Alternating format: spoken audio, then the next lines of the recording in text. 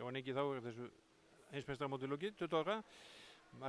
Markvarslan, hvernig, ja, menn segja hún sé bara með allra besta mótið eða hvað? Já, þetta er í raun og veru bara búið að ganga stórvel hjá okkur. Í raun og veru hjá sjálfsög hjá öllu liðinu, en ég er svona séum hérna markverðina og það hefur gengið mjög vel. Virkilega. Svona, hver er svona lykillinn að því?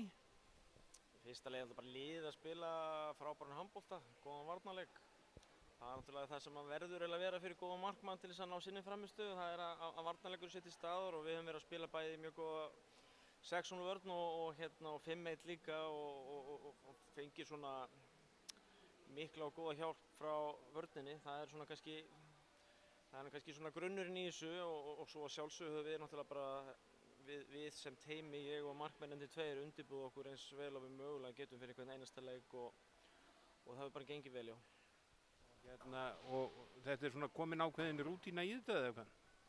Já, það kemur líka bara svona taktur og sjálfstraust og byrja vel og það byrja allir að mótið búið að fara mjög vel hjá okkur og með hverjum góðum sigri og góðum vörslum og svona þá kemur bara sjálfstraust og svo er stutt á milli leikja og þú tekur einhvern veginn innan frammistöðuna með þér inn í næsta leik og byggjur hana en eðlilega þá verða leikirnir náttúrulega alltaf þyngri og þyngri þegar þú kemst svona langt inn í mótinu og ert farin að spila við allra bestu lið í heiminum en þetta hefur gengið mjög vel og eins og dæmis í tekið held ég að Ísland hafi verið bara hreinlega með bestu markvörsluna í mótinu eftir riðlakeppni og pluss milliriðla sem verður að teljast ansi gott. Já, sem er nú ekki algengt bara yfir höfuð með íslensk landslið. Nei, það er bara alls ekki alltaf verið þannig sko en þannig að ég get ekki annað en bara rósa stelpunum.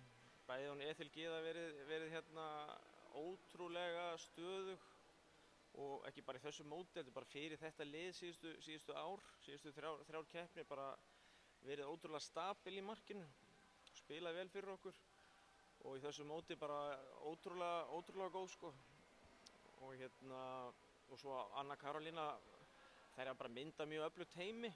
Anna Karolína hefur spilað þær mínútur sem hún hefur þurft að gera í raun og veru, þetta er bara ótrúlega stöðu sem ég segja en hún klárar hérna til dæmis Bandaríkjaleikin með 60% markvörslu eða hvað það var og búin að koma inn á og taka lykil vítaköst fyrir okkur og bara hjálpa liðinu og þær tvær bara mynda frábært heimi, góður andi, bara allt upp á 10. Hvað er svona hlutverk markmannsþjálfara? Maður hefur kannski ekki mikið varfiðar svona í leikjum, spjalla þessum markmannin en svona hver er svona vinnan sem er bak við þetta á mótum? Það er raun og veru bara þetta, það er bara verið að búa til gameplan, maður liggur yfir 3-4 leikjum með skotum andstæðingana og við reynum að búa til gameplan út frá því, hvar eru þeir að skjóta, hvernig eru hornamennir að hoppa, hvernig eru þeir að hreyfa sig í skotunum og við reynum svona að finna einhverja góða niðurstöðu sem hendar hverju liði. Vægi markmannsþjálfunar hefur svona verið að aukast sem betur fyrir bæði hjá félagsliðum og landsliðum eða hvað? Já, það má alltaf gera betur sko, það eru því miður bara ekki alveg nóg margir kannski í þessari markmannsþjálfun en ég held að liðin er nú svona alveg aðeins að kveikja á perunum með hvað þetta er mikilvægt og svoleiðis sko, það vilja allir hafa góða markvörslu og markmenn eru bara þannig staða að það þarf að sinna þessu bara sérstaklega. Þú getur ekki látið markmenn að vera með einhverjar keilur á æfingum og búa svo við 50% markvörslu sko í hvert skipti sem þú spilar, þannig að það þarf að sinna þeim vel og ég myndi segja að það væri alveg lykilatriði fyrir hvert félag að vera með góðan og öflugan markmannsþjálfara.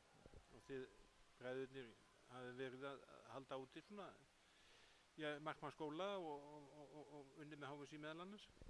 Já, við höfum verið að sjá þetta síðustu árin fyrir HSÍ, alltaf opnar æfingar á sunnudögum fyrir markverði og allir velkomnir og ég gerir ráð fyrir því að verði bara þannig áfram á næsta ári, býst við því.